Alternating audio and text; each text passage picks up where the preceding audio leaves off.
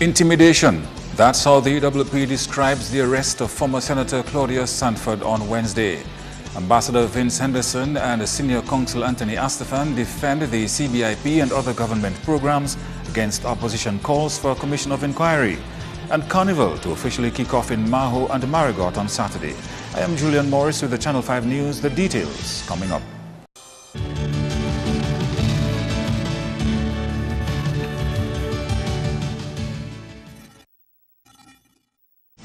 First up, the opposition United Workers' Party says the latest arrest of one of its members following a recent public meeting points to intimidation.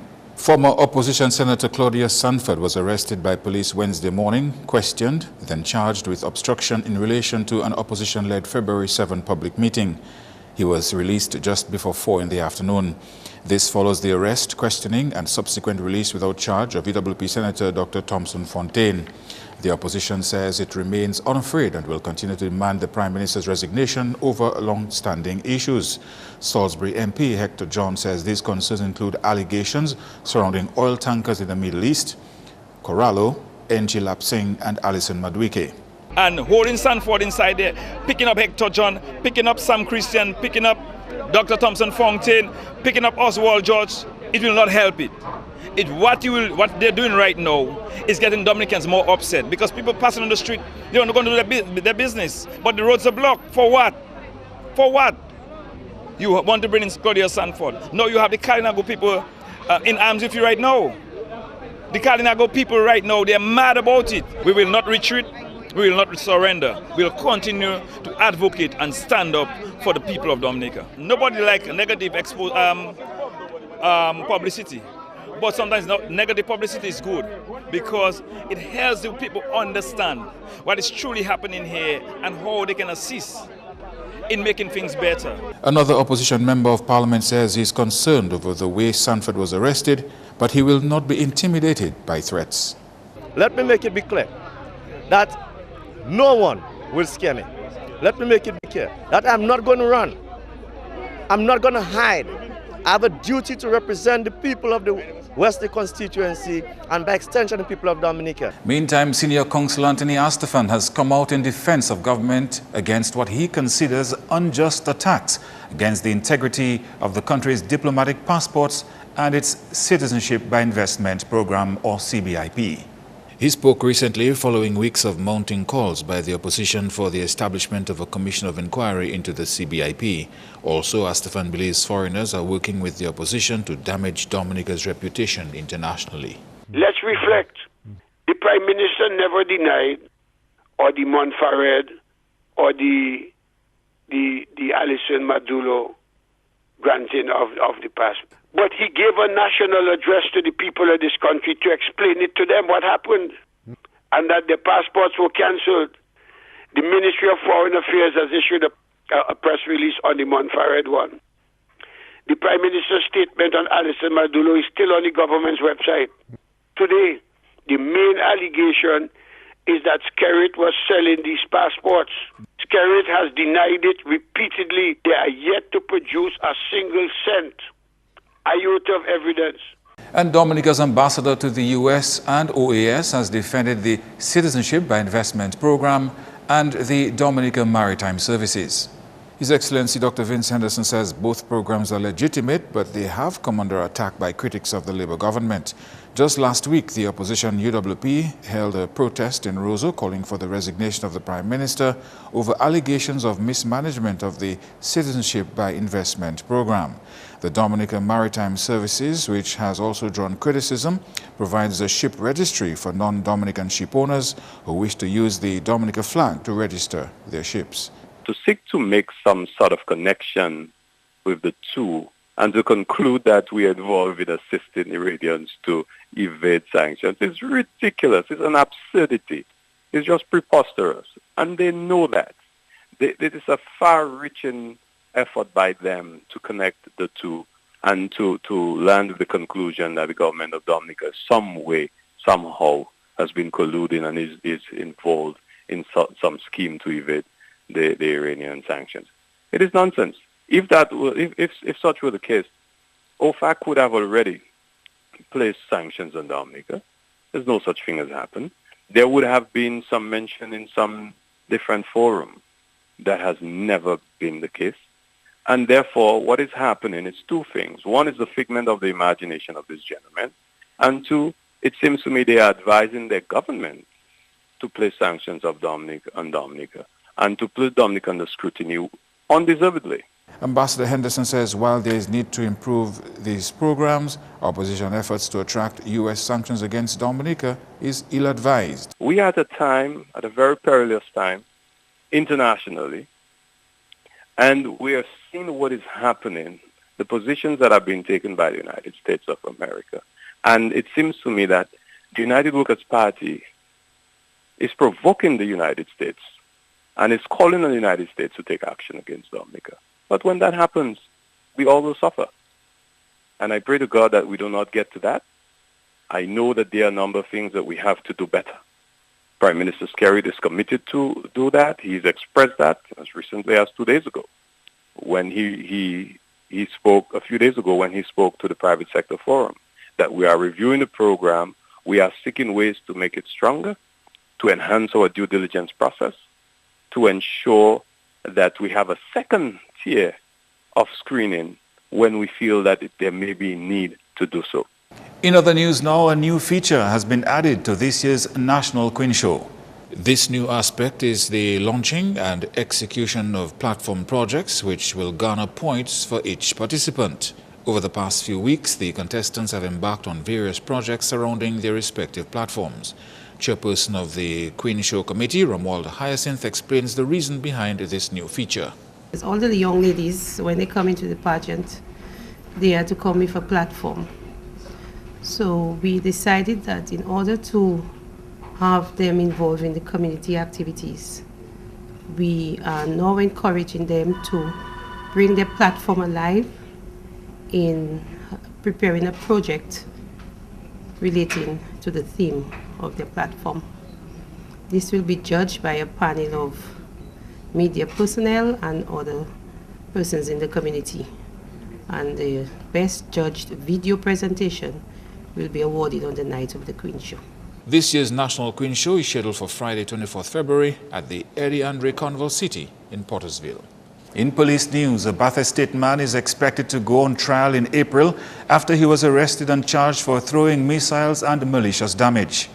Police allege that Kenrick Bolo Isles was part of a mob which stormed the law chambers of Duncan Store on the evening of February 7, 2017. That's the day on which a protest was held in Roseau calling for the resignation of the Prime Minister over the management of the Citizenship by Investment program. Following that meeting, a mob roamed the streets of the city, vandalizing and robbing businesses. The police allege that Isles threw stones, damaging 7 glass windows at the law chambers of Duncan Store. The cost of the damage is estimated to be over 2,500 EC. In court Tuesday, Isles pleaded not guilty and was granted bail in the amount of $10,000. He is represented by lawyer Ronald Charles. You're watching Channel 5 News. We will continue after the break.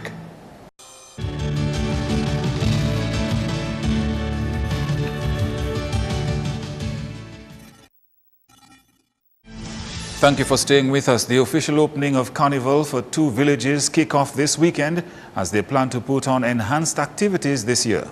Maho on the west and Marigot on the northeast will both open Carnival activities on Saturday with a ceremony and street parade. Maho will become more alive this Saturday, February 18, when it launches the official opening of Mass Maho 2k17 at 5 p.m. at Zaman Park, which is located and Lower Belfast on the main road of Maho.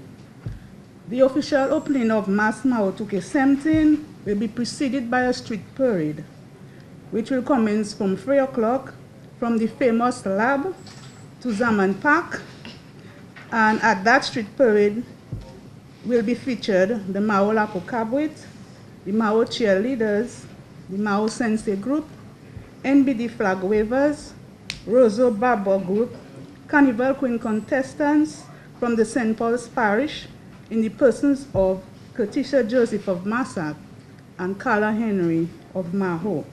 We'll also have on the street parade princess contestants from the Maho Primary School, the Massac basketballers, St. Paul's Football Academy, JR7 Float, Kubali Big Truck, among other groups, and Triple K International.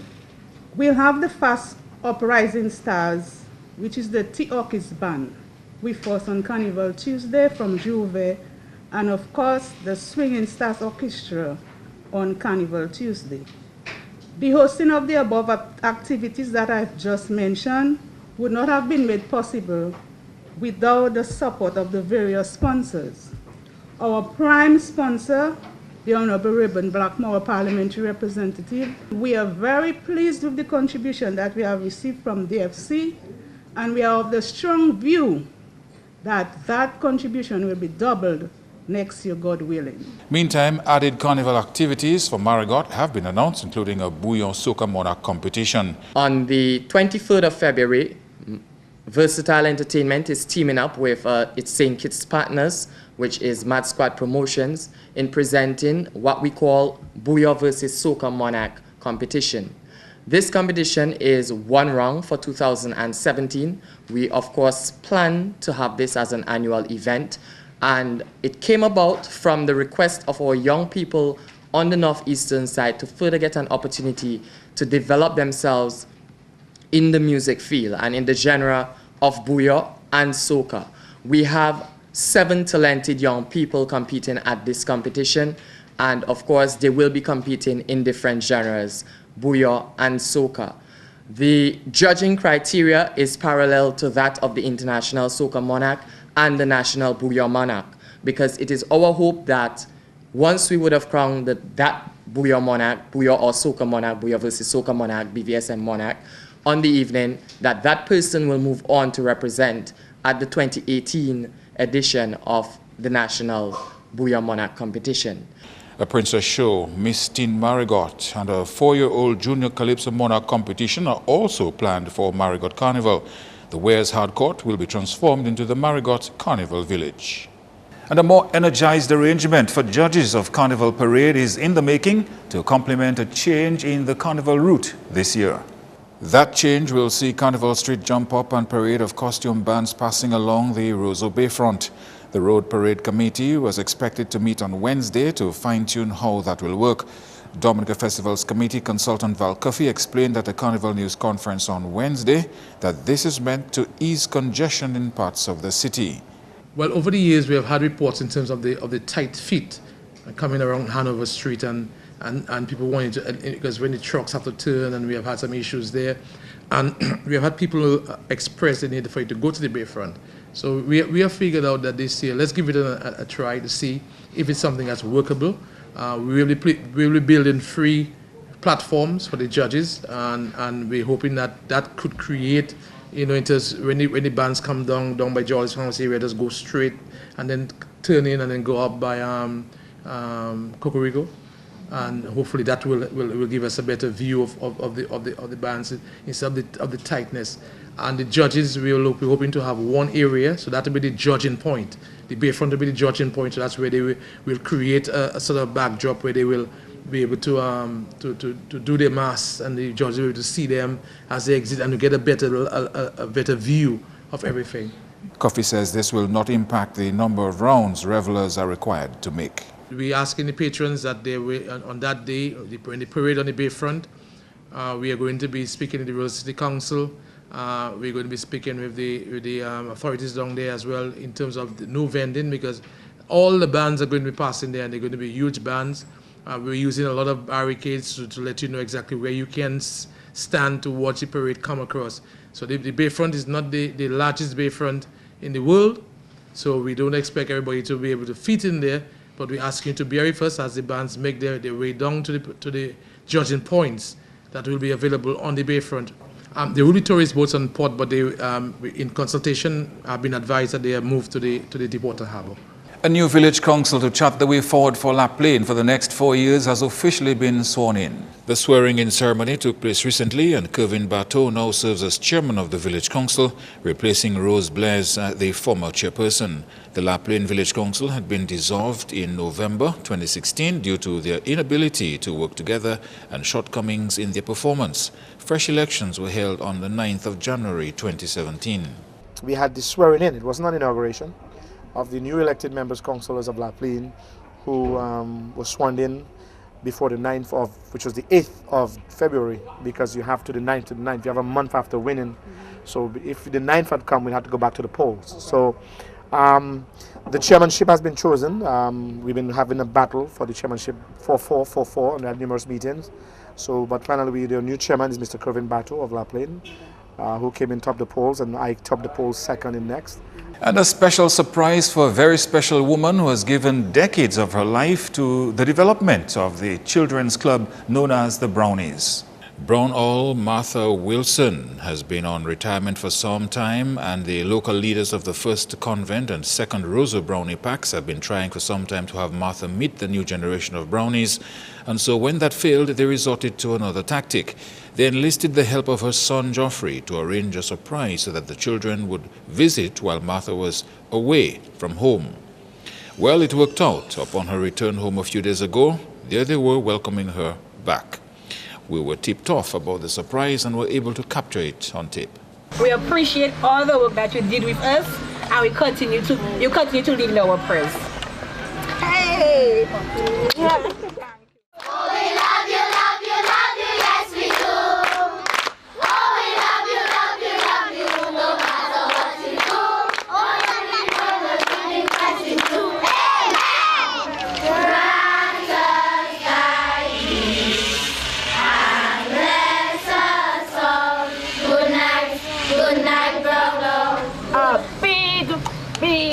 Big thank you for the surprise that you have given.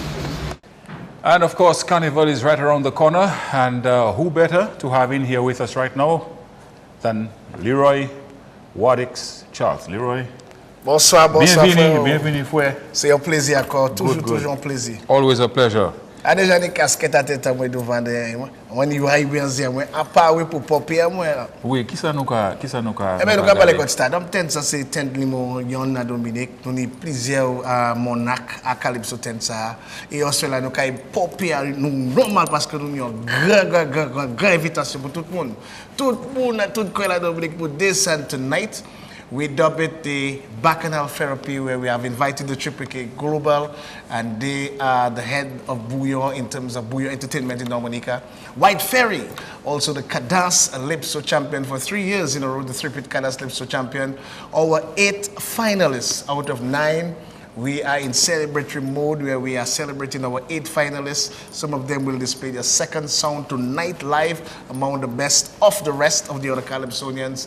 And it promises to be a major activity. We'll be crowning the first ever Stardom Road Match Monarch, where we have a different dimension to the show, over a dozen Calypsonians with the up-tempo party bacchanal session type of sound, and they'll be going after $1,000 for the winner take all, and it's all about a different type of avenue, a different type of venture. We're Stardom tent, it's bacchanal, it's party, it's carnival. Et bien, nous inviter tout le monde descendre, l'aller coco, soit la 8h, nous pomper à nous normal. Leroy Waddix Charles, thank you very much. Sports is up next with Kenny Williams.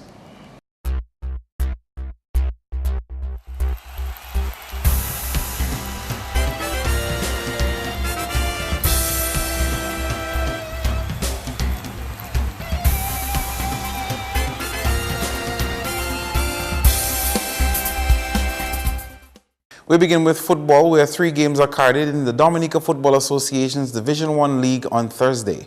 In a doubleheader at Newtown Playing Field, Police Sports Club and the Gully Dream Team will be going head-to-head at 5:30 p.m., followed by RC Doctors versus Element Agency's LA Stars at 7:30. At Poirier Playing Field, it will be Club Lubia matched up against Trafalgar FC at 6 p.m. Meantime, familiar conditions seem to have worked in Goodwill Primary's favor when they topped the Valley Central Zone in the 2017 National Bank of Dominica's Primary Schools Football League on Tuesday. Goodwill came first with 15 points, followed by Roseau Primary with 12. Next was Morn Prosper with 9 and Convent Prep 6. Recently, Bellevue Chopin Primary dominated the South Zone with 6 points. Bagatelle and Grand Bay Primary were next with 3 points each. However, Bagatelle was second in terms of goal difference. Tetmon was in the cellar position with 0 points. The competition continues on Monday with the South Zone. Meantime, in the under-14 male team competition on Tuesday, Northeast Comprehensive placed first, Portsmouth Secondary second, Isaiah Thomas third, and Dominica Grammar School fourth. For the females, PSS was first, followed by Northeast Comprehensive, then St. Martin's Secondary. NECS topped the under-16 male category. The top-seeded school was followed by PSS, ITSS, then DGS. In the female division, NECS took the lead, with Convent High next, followed by PSS. PSS was king of the under-20 male category in Tuesday's match, with NECS second, Dominica State College third, and DGS in fourth position. And in the female category, PSS was first, followed by CHS, NECS, then DSC. Back with more football, head of football affairs in Dominica, Glenn Etienne, says there are a number of serious changes for football here that should help nurture a more developmental approach to the sport soon. His comments came at a recent special conference at the Football House. Let me take this opportunity to encourage each club to ensure that there is a youth program attached to their club. At the request of CONCACAF, the DFA was asked not to penalize clubs if they do not have a youth program. The DFA obliged during the first year of the club license initiative. Moving forward, however, the DFA will make it mandatory for all clubs to have a youth setup. This will come into effect during the 2017-2018 football season. He says this move should help ensure a level of continuity in the sport. Such a setup will ensure sustainability of the clubs and the future of Dominica's football. In the not-too-distant future, it will also be mandatory for all clubs to have a women's team attached, preferably at the youth level. These mandatory moves are crucial if we are to make any progress as a football nation. Later this year, when the under-17 and the under-20 leagues are organized, only clubs with a youth program will be allowed to participate. Let me encourage you to focus more on your energies in ensuring that your club are functional and operate as such. Next up, President of the Rounders Committee here says funds from the body's accounts will go towards compensating umpires for games refereed in the latter part of the 2016 Giant Malt National Rounders League. Balance of 124.61 and a bank balance of 794.09. The bank balance is to go towards providing a stipend to umpires, particularly those who provided services from the quarterfinals to the finals. Finally, in sports, a group of 30 players have been called to duty for potential selection to the football squad that will represent Dominica at the inter-schools competition this year. The potential squad includes 10 from Dominica Grammar School, 8 from Dominica State College, 7 Isaiah Thomas Secondary, 3 each from the Goodwill, Portsmouth and the Pierre Charles Secondary Schools, and 1 from Northeast Comprehensive. Training is expected to take place every Tuesday at Lindo Park from 3 p.m. That's all the sporting highlights for now. I am Kenny Williams. Join us next time.